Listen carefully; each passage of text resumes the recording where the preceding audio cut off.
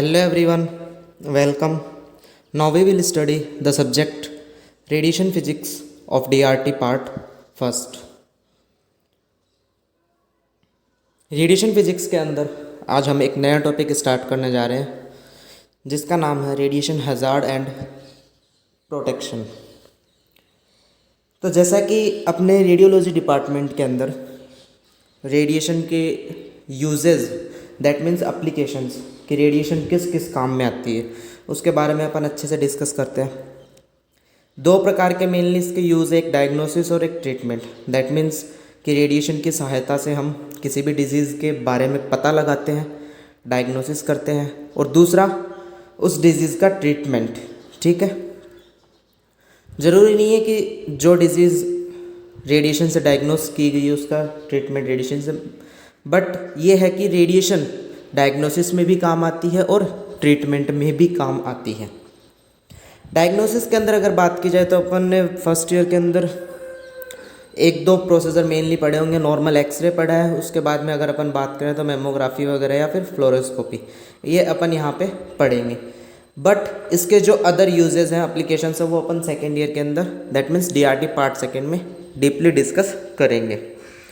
But अब बात आती है रेडिएशन हार्मफुल क्यों है, कैसे है, और अगर है तो इससे कैसे बचा जाए। जैसा कि अपन जब डायग्नोसिस पढ़ते हैं, ट्रीटमेंट के बारे में पढ़ते हैं, रेडियोथेरेपी जिसे कहा जाता है, तो अपन बार बार एक ही बात का जिक्र करते हैं कि रेडिएशन ह्यूमन बॉडी के लिए हार्मफुल होती है। तो दैट मीन्स कि आज का जो अपना टॉपिक है रेडिएशन हज़ार्ड एंड प्रोटेक्शन, वो उसी से रिलेटेड है। यहाँ पे दो चीज़ें हैं, एक है रेडिएशन हज़ार्ड और एक है प्रोटेक्शन। हज़ार्ड का मतलब नुकसान, ठीक है। दैट मीन्स यहाँ पे अपन डिस्कस करेंगे कि रेडिएशन से कौन कौन से नुकसान अपने को होते हैं, disadvantage, harmful effects. That means कि ह्यूमन बॉडी के ऊपर क्या इफ़ेक्ट्स आपको देखने को मिलते हैं जब ह्यूमन बॉडी को रेडिएशन लगती है, कौन कौन से इफ़ेक्ट होते हैं और ये इफ़ेक्ट किस तरीके से अकर होते हैं। दैट मीन्स इनका घटनाक्रम, वो सारी चीज़ें अपन यहाँ पे पढ़ेंगे रेडिएशन हज़ार्ड के अंदर। उसके बाद में बात करते हैं अपन रेडिएशन प्रोटेक्शन की। अब अपने को पता चला कि रेडिएशन जो है वो अपने लिए यूज़फुल है, बिकॉज अपन इससे डायग्नोसिस भी करते हैं और ट्रीटमेंट भी करते हैं। बट रेडिएशन हार्मफुल भी है, तो दैट मीन्स अपने को क्या करना है कि अपने को रेडिएशन से बचते हुए, बचाव करते हुए अपने को डायग्नोसिस भी करना है और ट्रीटमेंट भी करना है। तो दैट मीन्स कि जो हज़ार्ड अपन यहाँ पे पढ़ेंगे, जिन हज़ार्डियस इवेंट्स के बारे में अपन डिस्कस करेंगे, उन इवेंट्स से किस तरीके से बचा जाए, कौन से सिद्धांत, कौन से मेथड्स काम में लेके हम रेडिएशन से बच सकते हैं, खुद का बचाव कर सकते हैं, पेशेंट का बचाव कर सकते हैं, पब्लिक दैट मीन्स एनीवन, किसी का भी अपन किस तरीके से बचाव कर सकते हैं। तो बचाव के जो उपाय हैं वो अपन पढ़ेंगे रेडिएशन प्रोटेक्शन के अंदर। तो सिंपल सी बात है, रेडिएशन हज़ार्ड के अंदर अपन डिस्कस करेंगे रेडिएशन से होने वाले नुकसान के बारे में, और रेडिएशन प्रोटेक्शन के अंदर अपन डिस्कस करेंगे उन नुकसान से या फिर रेडिएशन से बचाव करने के जो उपाय हैं उन सब के बारे में।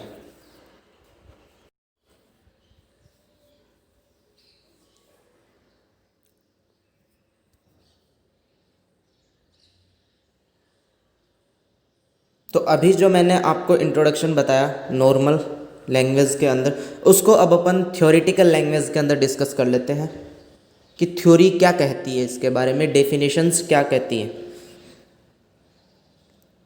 Introduction.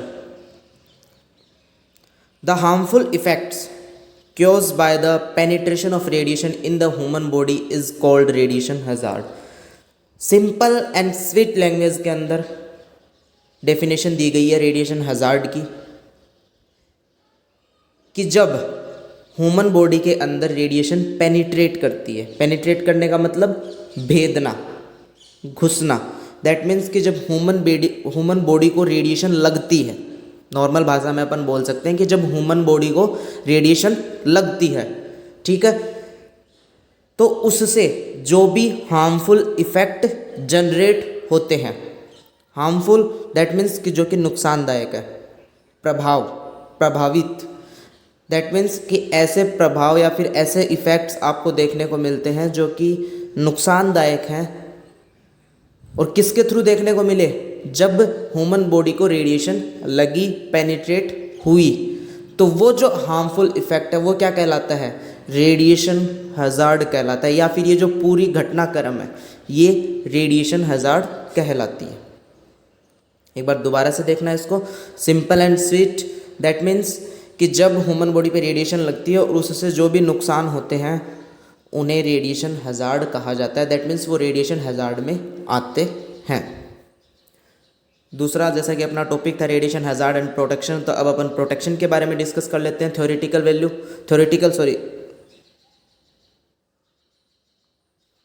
The methods by which we can control the radiation and protect our self are known as radiation protection principle. That means कि वो उपाय या फिर वो मेथड्स, ठीक है, जिनकी सहायता से अपन रेडिएशन को कंट्रोल कर सकते हैं और खुद को प्रोटेक्ट कर सकते हैं। प्रोटेक्ट का मतलब सुरक्षित, किससे? रेडिएशन से, रेडिएशन हज़ार्ड से। रेडिएशन के थ्रू जो हार्मफुल इफ़ेक्ट्स हो रहे हैं उससे अपने आप को, पब्लिक को, पेशेंट को, सबको क्या करना है? प्रोटेक्ट करना है। तो दैट मीन्स कि वो मेथड जिनकी सहायता से या फिर उन मेथड्स को अप्लीकेबल करके अपन खुद को या फिर पब्लिक को, किसी को भी रेडिएशन से प्रोटेक्ट करते हैं, वो मेथड्स क्या कहलाते हैं? Radiation protection principle. यहाँ पे जो टॉपिक है यहाँ पे भी समझ में आ रहा है, रेडिएशन प्रोटेक्शन। प्रोटेक्शन का मतलब बचाना, प्रिंसिपल सिद्धांत।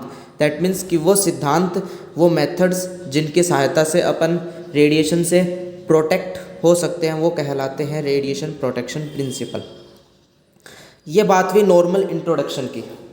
अब जैसा कि अपने टॉपिक के अंदर दो टॉपिक हैं, एक है रेडिएशन हज़ार्ड और एक है रेडिएशन प्रोटेक्शन। सबसे पहले अपन बात करेंगे रेडिएशन हज़ार्ड की। दैट मीन्स कि हज़ार्ड किस तरीके से होता है, कौन कौन से होते हैं, कितने टाइप के होते हैं, उनके बारे में। देन अपन बात करेंगे प्रोटेक्शन प्रिंसिपल की।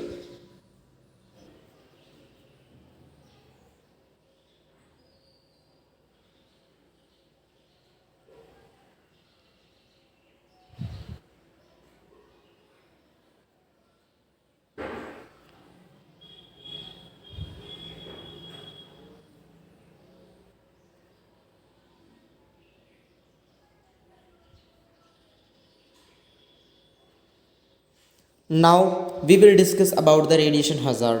अब अपन बात करते हैं रेडिएशन हज़ार्ड की।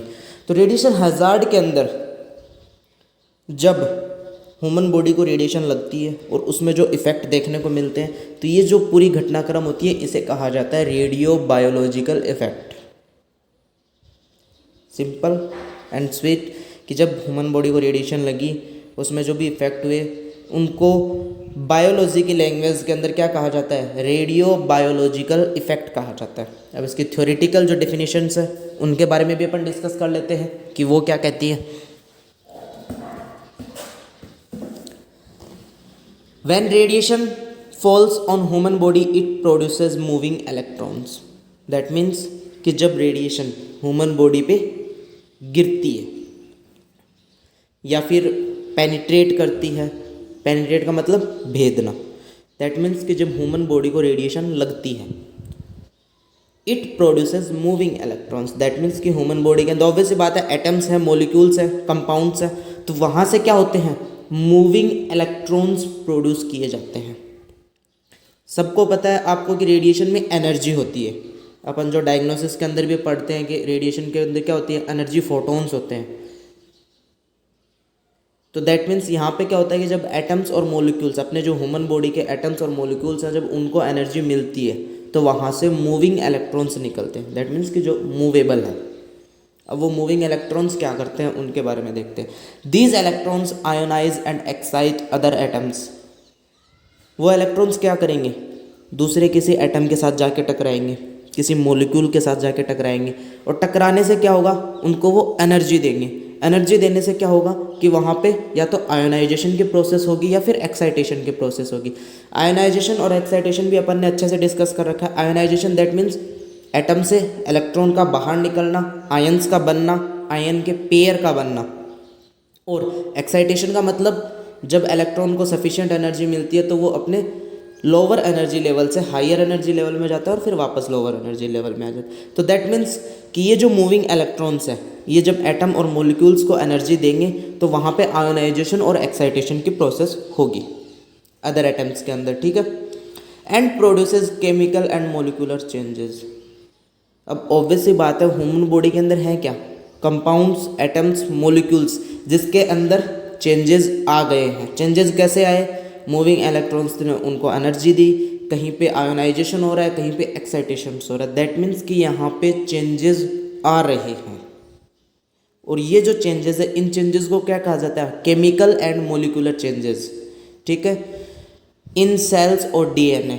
और अपनी ह्यूमन बॉडी के अंदर है क्या कि पूरा जो एटम मॉलिक्यूल है वो सब क्या है, सेल है, टिश्यू है, डीएनए है, आरएनए है, डब्ल्यूबीसी, आरबीसी। दैट मीन्स ये जो है इन सब के अंदर चेंजेस आएगा। और इन सब में अगर चेंज आया तो दैट मीन्स कि जो नॉर्मल प्रोसेस चल रही थी अपनी ह्यूमन बॉडी के अंदर किसी भी ऑर्गन की, अब वो नॉर्मल नहीं चलेगी, वो अब नॉर्मल हो गई। बिकॉज रेडिएशन लगने की वजह से वहाँ पे मूविंग इलेक्ट्रॉन्स निकले। मूविंग इलेक्ट्रॉन्स जब किसी अदर एटम के साथ जाके टकराए, आयोनाइजेशन हुआ, एक्साइटेशन हुआ, और दैट मीन्स केमिकल और मोलिकुलर चेंजेस हुए जिसके कारण टिश्यू और सेल के अंदर चेंज हुआ। चेंज होने के कारण ऑर्गन के फंक्शन में चेंजिंग आ जाती है। दैट मीन्स कि अपनी जो ह्यूमन बॉडी का जो मैकेनिज्म था वो बिगड़ चुका है, ठीक है। तो इस प्रकार के जो इफेक्ट होते हैं, ठीक है, ये रेडियो बायोलॉजिकल इफेक्ट होते हैं और ये डायरेक्ट इफेक्ट होते हैं। दैट मीन्स कि रेडिएशन ने डायरेक्ट अटैक किया, इलेक्ट्रॉन निकला, मूविंग इलेक्ट्रॉन, और उसने दूसरे एटम पे अटैक किया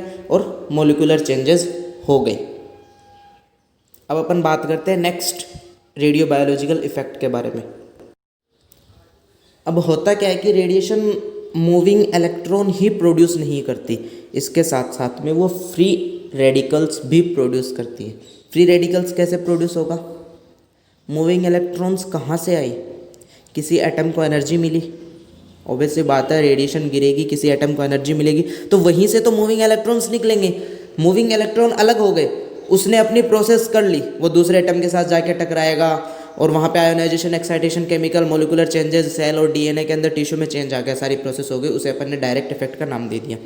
बट जिस एटम से इलेक्ट्रॉन निकला है वहाँ पे क्या, उसको क्या बोलेंगे, फ्री रेडिकल, ठीक है, वो फ्री रेडिकल रह गया वहाँ पे। और उसकी क्या प्रॉपर्टी रहती है कि वो हाईली रिएक्टिव होता है। दैट मीन्स रिएक्शन बहुत ज़्यादा करता है और जल्दी करता है। Radiation can also produce free radical. That means कि रेडिएशन फ्री रेडिकल्स भी प्रोड्यूस करती हैं that are chemically very high reactive.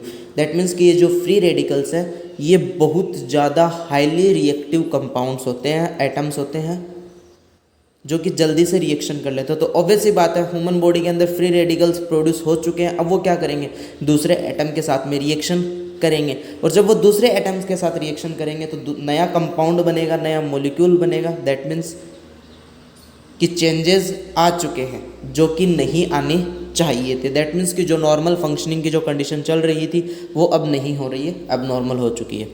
And produces change in the atomic and molecular structure of the cell.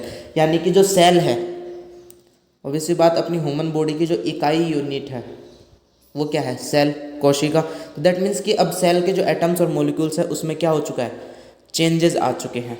और इन चेंजेस की वजह से क्या होता है, इफ़ेक्ट्स देखने को मिलते हैं, हार्मफुल इफ़ेक्ट्स, ठीक है। तो दैट मीन्स कि रेडियो बायोलॉजिकल इफेक्ट दो तरीके से होता है, एक डायरेक्ट और एक indirect. Direct moving electrons, indirect free radicals, simple. अब जैसा कि अब अपन बात करेंगे नेक्स्ट कि रेडियो बायोलॉजिकल इफेक्ट कितने प्रकार के होते हैं। ऑब्वियसली बात है कि रेडिएशन जब बॉडी के अलग अलग पार्ट्स पे गिरेगी, पेनिट्रेट करेगी तो अलग अलग इफ़ेक्ट्स देखने को मिलेंगे। तो दैट मीन्स कि इन इफ़ेक्ट्स को भी आगे क्लासीफाई किया गया है। अब उनके बारे में भी अपन यहाँ पे डिस्कस करेंगे, बट उनके बारे में डिस्कस करने से पहले कुछ टर्मिनोलॉजी है मेन, उनके बारे में अपन डिस्कस कर लेते हैं ताकि आगे अपने को इफ़ेक्ट्स अच्छे से समझ में आ जाए। अब यहाँ पे दो प्रकार की टर्मिनोलॉजी है, एक है रेडियो सेंसिटिव सेल और एक है रेडियो रेजिस्टेंट सेल। अगर आप थोड़ा सा भी अपना आईक्यू लेवल काम में लेते हो तो यहाँ पे आपको जो इनकी हेडिंग है उसी से समझ में आ जाता है। Radio that means radiation, sensitive that means कि सेंसिटिविटी के बारे में बात की जा रही है, और सेल कोशिका। इसी प्रकार से दूसरा रेडियो रेडिएशन रेजिस्टेंट प्रतिरोध सेल कोशिका।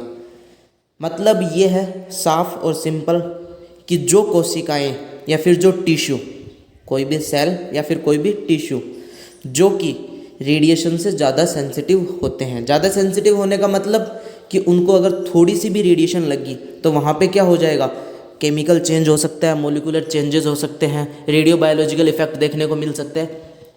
तो दैट मीन्स कि थोड़ी सी रेडिएशन लगते ही वहाँ पे अगर आपको चेंजेस देखने को मिलते हैं तो वो कोशिकाएं क्या कहलाती हैं, रेडियो सेंसिटिव सेल्स कहलाती हैं। और जस्ट इसका ऑपोजिट कि कुछ सेल्स ऐसी हैं अपनी बॉडी के अंदर जिनको अगर हायर अमाउंट में, ज़्यादा अमाउंट में भी रेडिएशन लग जाए तो भी वहाँ पे रेडिएशन के जो बायोलॉजिकल इफ़ेक्ट है या फिर रेडिएशन हज़ार्ड है वो आपको देखने को नहीं मिलता है। तो दैट मीन्स उस प्रकार की जो सेल्स होती हैं उसे रेडियो रेजिस्टेंट सेल कहा जाता है।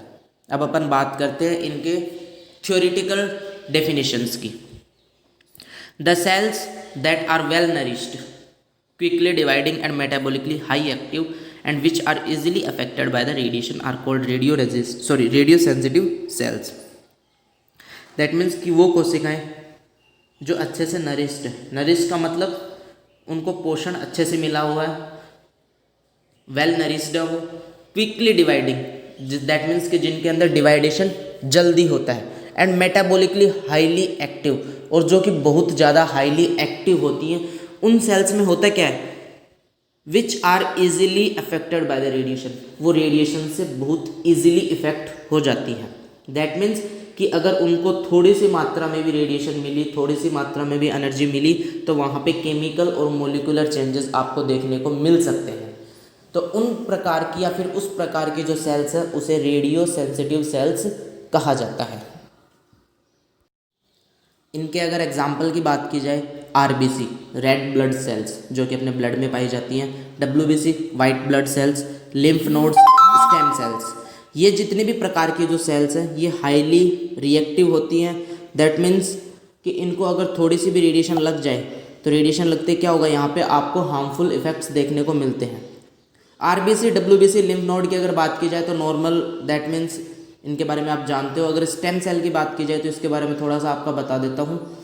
स्टेम सेल होती है एक ह्यूमन बॉडी, अपनी जो ह्यूमन बॉडी है इसके अलग अलग ऑर्गन है, अलग अलग ऑर्गन की अलग अलग प्रकार की सेल्स पाई जाती हैं।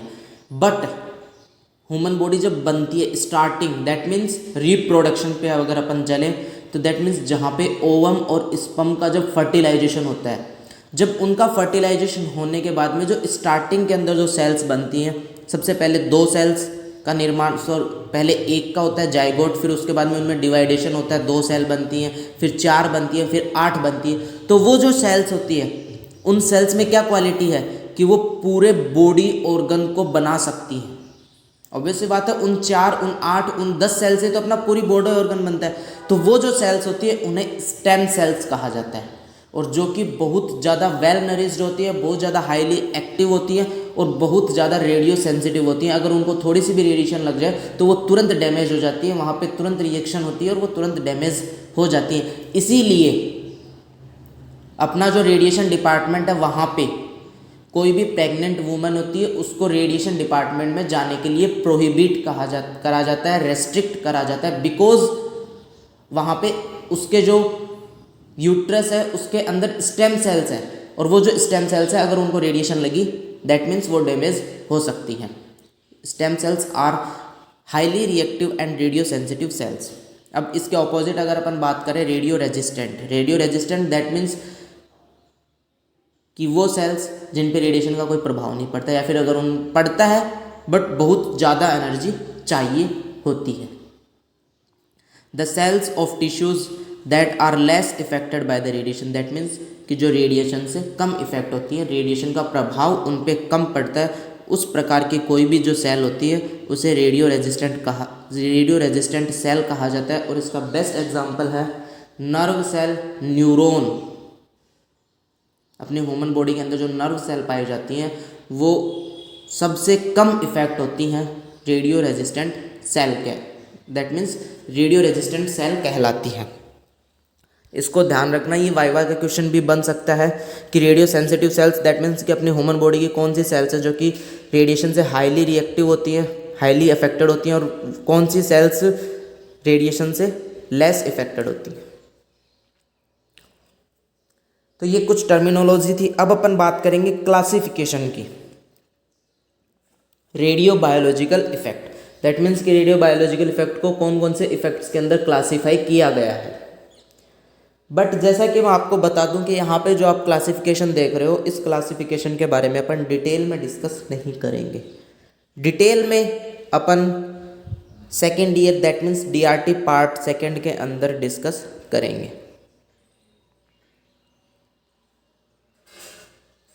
जैसा कि बात की जा रही है रेडियो बायोलॉजिकल इफेक्ट के बारे में, उसके बारे में भी अपन ने भी यहाँ पे केवल सुपरफिशियली डिस्कस किया है।